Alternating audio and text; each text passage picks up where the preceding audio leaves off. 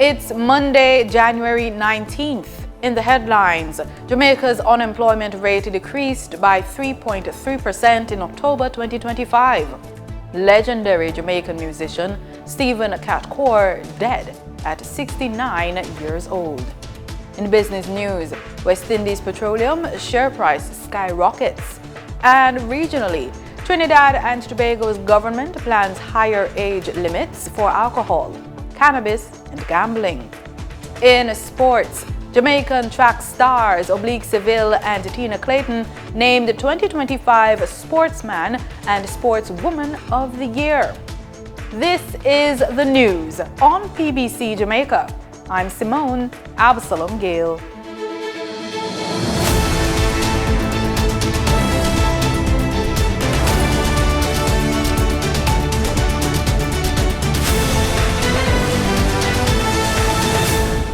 Jamaica's unemployment rate declined by 3.3% in October 2025. That's according to the latest labor force survey released by the Statistical Institute of Jamaica, Statin. The figures were shared at the Institute's recent quarterly press briefing. Danita Rodney has the details. Statin says the October 2025 unemployment rate shows a slight improvement over the 3.5% recorded in October 2024. Director General Lisha Delati-Bodier says the labor market recorded only marginal year-over-year changes. The number of persons unemployed as at October 2025 is estimated at 48,800 persons, a decline relative to the 51,300 persons estimated in October 2024. The unemployment rate, or LU1, was 3.3% in October 2025, relative to 3.5% in October 2024. This difference, however, was not found to be statistically significant. She says male participation declined slightly, while female participation increased. The labor force participation rate for males stood at 73.4%, reflecting a marginal decline from the 74.5% in October 2024. In contrast, female labor force participation rose slightly to 62.4%, up from 61.9% in the corresponding quarter of the previous year. Total employment stood at 1.41 million persons. Male employment declined, while female employment increased by nearly 8,000. Youth employment also fell. Male employment stood at 757,000, which was 11,500 fewer than in October 2024, while female employment increased by 7,800 to 656,200. There was a notable decline in the number of employed youth from 174,000 to 163,600. Statin notes that data collection for the October 2025 labor force survey was disrupted by Hurricane Melissa, but the figures reflect labor market conditions prior to the storm. Reporting for the news on PBCJ, I am Danita Rodney. The government of Jamaica says it is positioning itself to take full advantage of the United Nations High Seas Treaty, which officially entered into force on January 17. The treaty, formerly known as the Agreement under the United Nations Convention on the Law of the Sea, on the conservation and sustainable use of marine biological diversity of areas beyond national jurisdiction, ushers in a new phase of international cooperation on ocean governance. In a statement to the press, Minister of Foreign Affairs and Foreign Trade, Senator Kamina Johnson-Smith, describes the treaty's entry into force as an important opportunity to align international legal commitments with domestic policy action. She says Jamaica has been strengthening its focus on ocean sustainability, including the protection of territorial waters and the development of blue economy initiatives, such as sustainable fisheries, coastal resilience, and marine ecosystem restoration. Jamaicans called for jury duty could see an increase in their stipend for the job. Legislation was tabled in the House of Representatives last Tuesday to clear the way for a long-awaited increase. The amendments to the Jury Act were introduced Tuesday by Minister of Justice and Constitutional Affairs Delroy Chuck. As previously stated, we are asking Parliament to approve the much-anticipated increase in stipend for members of the public empaneled to serve as jurors. Following considerable deliberations, the bill before the House proposes to increase the stipend paid to jurors from $2,000 to $6,000 for each day or any part of a day that they serve on a jury. This represents, Mr. Speaker, a 200% increase in the stipend. The bill also proposes a new payment of $2,000 per day for individuals who are summoned for jury service but are not selected, covering the days they attend court during the jury selection process. We felt it necessary to go even further than this, to take into consideration persons who are called to jury duty but who are not selected. With the proposal in the bill, these individuals will now be paid $2,000 for each day that they appear before the court to participate in the jury selection process. While describing the adjustment as modest, the Justice Minister says it acknowledges the burden placed on citizens who must put aside daily responsibilities to serve. Beyond the stipend, the bill also seeks to give judges the power to order a trial without a jury in cases where there is evidence of jury tampering or a real and present danger of such interference, and where the interests of justice require it. The world is mourning the death of legendary Jamaican musician Stephen "Cat" Coore. His family confirmed that he passed away on Sunday evening. He was 69 years old. Cat Coore was a founding member of the iconic reggae band Third World. Our reporter Marlon Samuels has more in this story. I said it was 96 degrees in the shade. 10,000 Born in Kingston in 1956, Cat Coore's musical journey began before age 5. My musical orientation started apparently from when I was even younger, because as I was telling you earlier on, my father gives this joke, which has become a source of embarrassment to me now, When we go out, he gives this joke that I used to walk around in a circle. Anytime any music played in the house, I'd get up and walk around in a circle, And I would just keep walking as long as the music played. If it was a long symphony of half an hour long, I would walk until it was finished. And then, I would complain until they put more music on again. And this went on night after night. And I forget who he said came to visit him one night.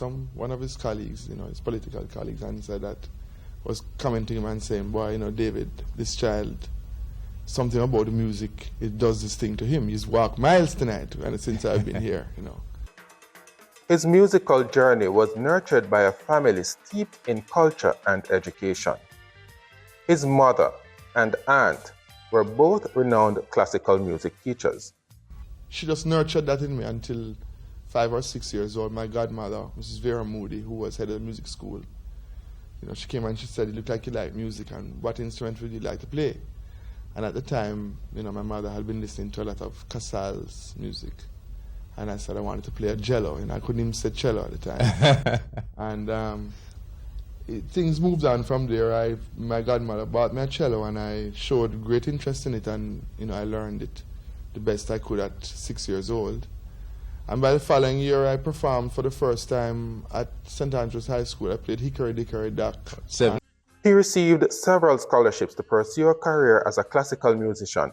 Well, I had a scholarship to the Juilliard, which I think was probably the most prestigious one. And I also had the opportunity to go and study with Udi Menuhin in England at his private school. Which instrument did you study then? I was on the cello then. I was studying the cello. So were all of these scholarships for the cello? Yes, they were. And also I had been to Puerto Rico to the Casals Festival, and I had met the maestro personally, and I had the opportunity of playing for him very briefly, and also playing for his top cellist in his orchestra. And I had also been offered to be taught by him, to be taught by his student. Mm-hmm. But I think that at the time there was a big thing happening with the Beatles and, you know, things like that drew me to it. When is this, would you say now, in the 60s? Yeah, I'd say this was about 1964, 1965. Mm-hmm. And from that, I decided that I'd like to learn the guitar too. He started his own band while attending Prairie called Alley Cats. That's how he got the name Cat. He later joined the band Inner Circle, then got together with friends to form Third World. Third World group, you know, is that what we really considered when we were forming the group was we were all coming out of Inner Circle, Tomorrow's Children, and Byron Lee. We fragmented from those three bands and built Third World. You had Ibu and myself and Prilly left Inner Circle. You had Willie, who joined us later on from Byron Lee, and you had Richie, who joined us from Tomorrow's Children. And Bonnie Ruggs joined us sometimes later on when Prilly left. And Bonnie had been a product of Inner Circle also. He had been with us for 4 years before he went to New York to live with his family. Mm-hmm. Yes. So we, as I say, we were a fragmented bunch. We were a bunch of fragments from each group. We came together with an idea to form a group that would record records, that would write our own material, and would break away from the Jamaican dance band scene, you know, of playing for this Graduation or the Kiwanis Ball or the Rotary Ball or whatever. We had done 5 years of that, and we figured we had done our stint there, you know. And we also were very influenced by the development of Bob Marley at the same time, who had already gone the route I'm talking about and was doing his own music for maybe 6 years or 7 years before that time. And, you know, was progressing nicely with a contract with Island Records, and we could see clearly that he was going to be a big star. Third World worked closely with Bob Marley. I mean, I must say that when we were young, very young, we were all fearful of him because of his attitude when we used to back him up, you know, in those days. We didn't really know what to think of him as a character at that time, you know. But as we grew to know him and things, we realized what a wonderful person he was, and we all became very close. But you know, you never really got too close to Bob Marley, though, you know. You know what I'm saying?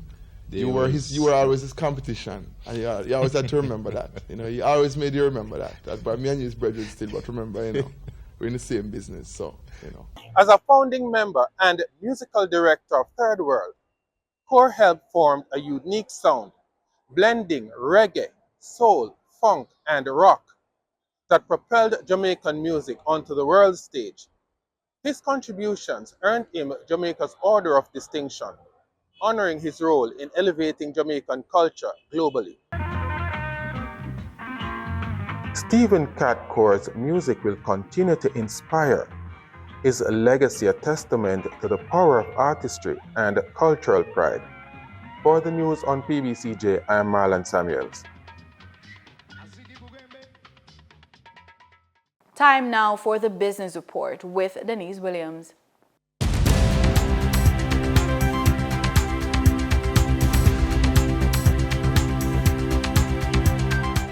Welcome to today's business report. I'm Denise Williams, bringing you the developments shaping markets, capital access, and business decision making across Jamaica and the region. Let's get into the stories that matter. West Indies Petroleum share price, which sells bunker fuel and logistics services, has seen its share price grow by 2,300% on the Jamaica Stock Exchange, starting at 50 cents in December 2025 to over $12 by mid-January. The massive price jump occurred with low trading volume, meaning few shares were actually traded, which created scarcity. West Indies Petroleum briefly became one of the Jamaica Stock Exchange's most valuable companies with a valuation of over $135 billion Jamaican dollars. That said, West Indies Petroleum reported a 6% decline in 9 months net profit. Management highlighted, and I quote, "Despite a 6% quarterly and a 3% year-to-date revenue decline, management expects an immediate reversal driven by a CET waiver benefits and higher volume from a major client with the island's largest gas station network.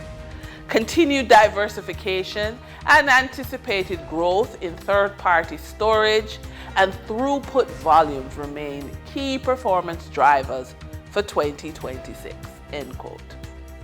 Following the report of lower earnings, the stock price dropped and it traded at approximately $9.20 midday on Thursday, January 16, 2026, and closed at $7.31 at the close of trading. For the trading period of January 16, 2026, the most actively traded securities were Trans-Jamaica Highway Limited with 12,728,463 units, or 45.54% of market sales activities. Jamaican Teas Limited with 2,561,887 units, representing 9.17% of market sales activities. Atlantic Hardware and Plumbing Company Limited with 2,201,762 units, representing 7.88% of market sales activities. Investor activity remained concentrated in transportation, construction, and distribution plays, signaling continued interest in dividend-producing and strategic assets. Turning to the foreign exchange market based on Bank of Jamaica data for January 16, 2026. Forex traders recorded significant activity with strong demand across major currencies. The US dollar saw trading margins reflected steady liquidity, with the US selling at $158.31 and buying at $156.57. For the Canadian dollar, moderate gains supported by a $2.02 transaction spread. The Canadian dollar sold for $114.30 and was bought for $112.28. For the British pound, the continued volatility offered short-term trading opportunities of $3.47 in profits for the banks. The British pound sold for $211.58 and was bought for $208.11. These movements underscore the importance of cash flow timing and currency awareness for businesses managing import costs, debt servicing, or overseas exposure. For our credit report tip of the day, did you know that the stock exchange can sometimes bypass your credit report as a way to access cash to borrow? The credit report has been positioned as the primary gateway to opportunity, and rightly so. A strong credit profile can unlock access to capital, favorable interest rates, and the ability to move quickly when investment opportunities arise. But credit is not the only form of leverage available to individuals who are intentional about building assets. Your stock portfolio can become a source of leverage that unlocks liquidity expansion and new income streams without selling your stock market holdings. Whether your shares are held on the Jamaica Stock Exchange, Trinidad and Tobago Stock Exchange, Barbados Stock Exchange, New York Stock Exchange, or the Toronto Stock Exchange, the principle is the same. If your shares have value, they can be used as collateral. It's called pledging, and it does not require a credit report. Pledging shares involves using publicly traded equities as collateral for a loan or credit facility. Shares listed on regional exchanges such as Jamaica, Trinidad and Tobago, Barbados, along with holdings in US and Canadian markets, can form part of a broader leverage strategy when portfolios are properly documented and valued. And that's today's business report. I'm Denise Williams, bringing clarity to capital, markets, and strategy. Until next time, stay informed, stay intentional, and keep building forward. See you soon.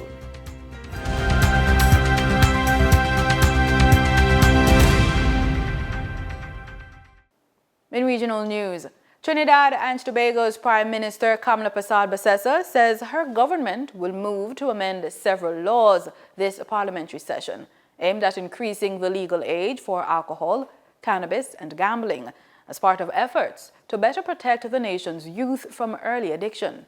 The details in this TTT News report. Prime Minister Kamla Persad-Bissessar said government will be seeking to amend 7 pieces of legislation during this parliamentary session aimed at increasing the age limits for alcohol and cannabis consumption, as well as gambling.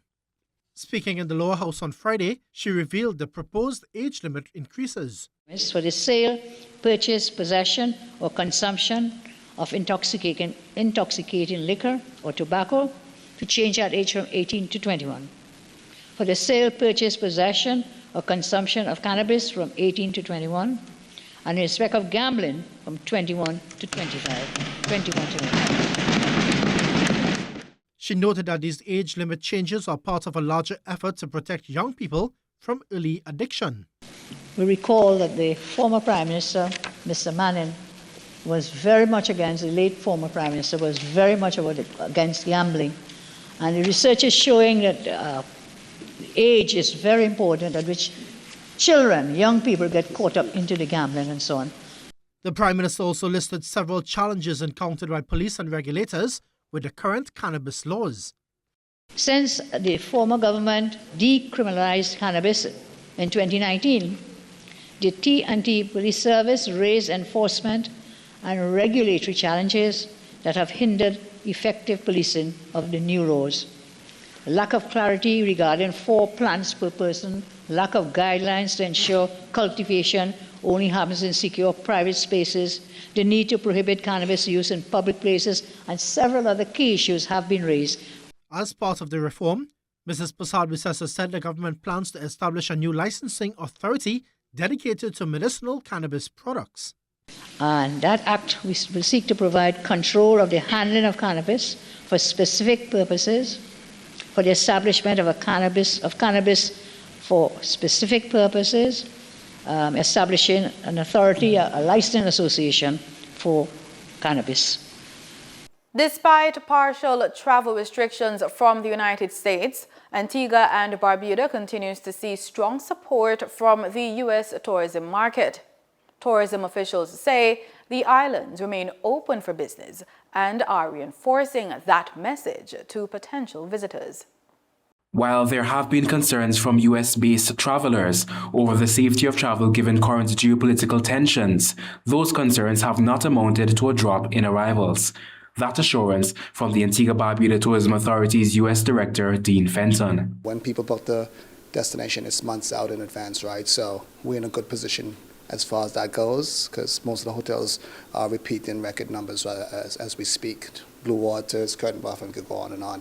So we'll meet the challenges where they are when the time comes. But for now, we're in a good position in terms of seeing our hotels being filled. Travel agents, he says, have played a major role in allaying fears and promoting the destination. Agents are going to book whatever they feel comfortable booking, right? That's just the way it is. You got to make your money. But we always let them know. We always let these guys know that Antigua is a great, great alternative to what you do book. In addition to support from travel partners, several new additions to the country's tourism product have helped to elevate the destination. One of those is the incorporation of virtual reality into exhibitions. it has come in for rave reviews. We are one of the first countries in the Caribbean to offer that service. I know everybody is offering. In our office in Canada, when you walk into the office, there's a little booth. You can go to Antigua, just step in the booth, put on your headsets, and you're there diving amongst the reefs, swimming with the stingrays, doing everything as if you were actually here. And so it really gives a touch and feel for the destination, and really helps sometimes to help to close that sale so that people realize this is what I'm missing. Antigua Barbuda Tourism Authority Chief Executive Officer Colin James says another feather in the cap for this destination is the Arrive Antigua platform. The platform, he says, does more than just make the immigration and customs processes more streamlined. It allows us to capture valuable data so that we can make meaningful decisions. We know exactly down to zip codes where our visitors are coming from. So we focus on where we market, we focus on where we go, and we're able to better understand customers that come to the destination. On the cruise front, another cruise terminal is due to open January 24. Antigua Cruise Ports will also be launching a naming competition for the terminal in the coming days.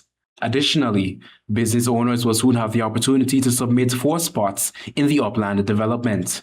Rakib Aparicio reporting for ABS News. Guyana's healthcare system is entering the digital era with the official launch of a new electronic health record system designed to improve access to care and reduce patient waiting time. The system allows patients to book appointments online, replaces paper medical cards, and securely stores lab results, prescriptions, and imaging records in one digital file.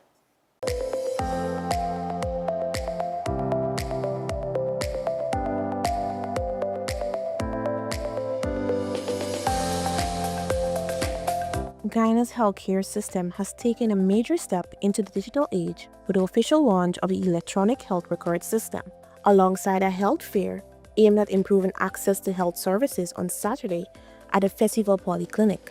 The system allows patients to book appointments online, eliminates paper medical cards, and ensure that laboratory results, prescriptions, and imaging records are stored securely in one digital file. Members of the public attending the health fair welcomed the initiative, describing it as positive and much-needed improvement to the health system. I'm a third-year medical student at the University of Guyana. I think that this is a really good initiative. Being a medical student rotating in the hospital, I've seen patients waiting long periods just to get registered and get information from the doctors. So with this initiative, I feel like it will decrease the waiting time in the waiting areas. It will be beneficial to patients so they won't have to wait long hours, especially the elder folks who can't sit or who can't stand up and wait long periods. And being a medical student who will eventually become a doctor, I think this will also be beneficial to me in the future. So yeah, it's a really good initiative. About the electronic health system, I think it's a great initiative.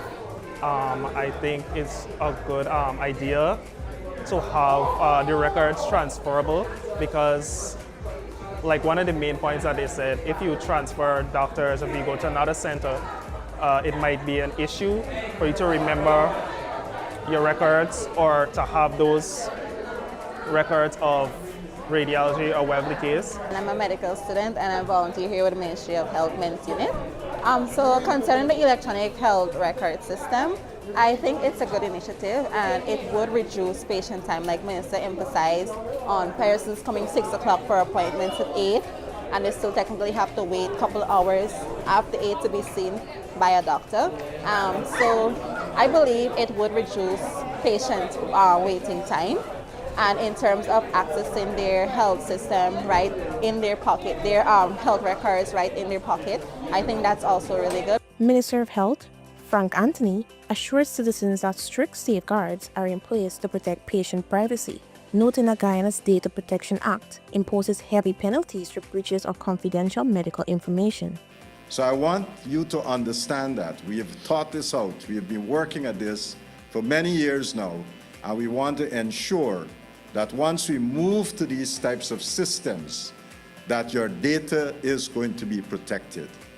You are going to be in full control of your data. You would choose who you want to share it with. And I think that is extremely important, that you must be in control. The electronic health record system will be rolled out nationwide, with plans for future integration with private healthcare providers. In sports, we start with athletics. Oblique Seville and Tina Clayton have been named Jamaica's National Sportsman and Sportswoman of the Year for 2025.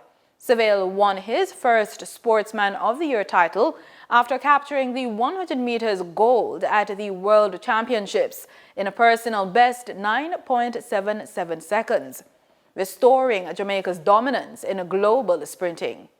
Clayton entered her first Sportswoman of the Year award following her silver medal performance in the women's 100 meters, clocking a personal best 10.76 seconds. In other highlights, Sarah Mazer received the new Breakthrough Athlete of the Year award. Chris Gale was honored with the Lifetime Achievement Award. And Derby winner I Dream Again was voted the People's Choice Performance of the Year. In cricket news, the evergreen Anisa Mohammed produced a Player of the Match performance as Trinidad and Tobago Red Force Divas secured a hard-fought 16-run victory over Windward Islands in their second-round CWI Women's T20 Blaze Clash in St. Vincent and the Grenadines. Here's more from Nasir Mohammed. Sent into bat first, the Red Force got off to a disastrous start. Captain Karishma Ramharak fell cheaply in the second over, caught by Holly Charles of Karina Noel. Janaba Joseph followed soon after off the same bowler, leaving TNT struggling at 17 for 2 after 3 overs. The collapse continued as the Windward Islands bowlers maintained pressure. Samara Ramnath departed for 3, caught off Janila Glasgow, while Amelia Khan gave Zayda James her lone wicket as TNT slumped to 25 for 4 inside 8 overs. Veteran Brittany Cooper tried to rebuild but managed just 8 of 19 deliveries before being bowled by Charles. She's bowled. Excellent delivery there. While Kabina Alexander was trapped LBW first ball by Charles, the Red Force Divas found themselves in dire straits at 39 for 6 after 12 overs. Enter Anisa Mohammed. The veteran smashed an unbeaten 29 or 30 deliveries with 4 boundaries, finding an able ally in Leanne Kirby, who contributed a brisk 28 of 29 deliveries, including 1 6. Their 54-run 7th wicket partnership rescued Trinidad and Tobago to a respectable 95 for 7. Noel finished with figures of 3 for 15. In the chase, Mohammed turned destroyer with the ball, claiming 3 wickets for just 10 runs as the Windward Islands crumbled to 79 all out. This one will not remain with us, will it? And that's a magnificent catch. Looking to cut again, chops it on. She's bowled. That's the end. Yeah, this could be close. This could be close. Right? So, well, she's bowled. 3 batters at the end. And Gilbert going down the ground. Could this be a catch? Yes, it is. Giving the Red Force Divas a comprehensive 16-run victory. Yeah, slower delivery again. It could be a ball on court. Yes, it is. Kirby. And that's it for the news on PBCJ. You can follow us on our social media platforms at PBCJamaica. Thanks for watching.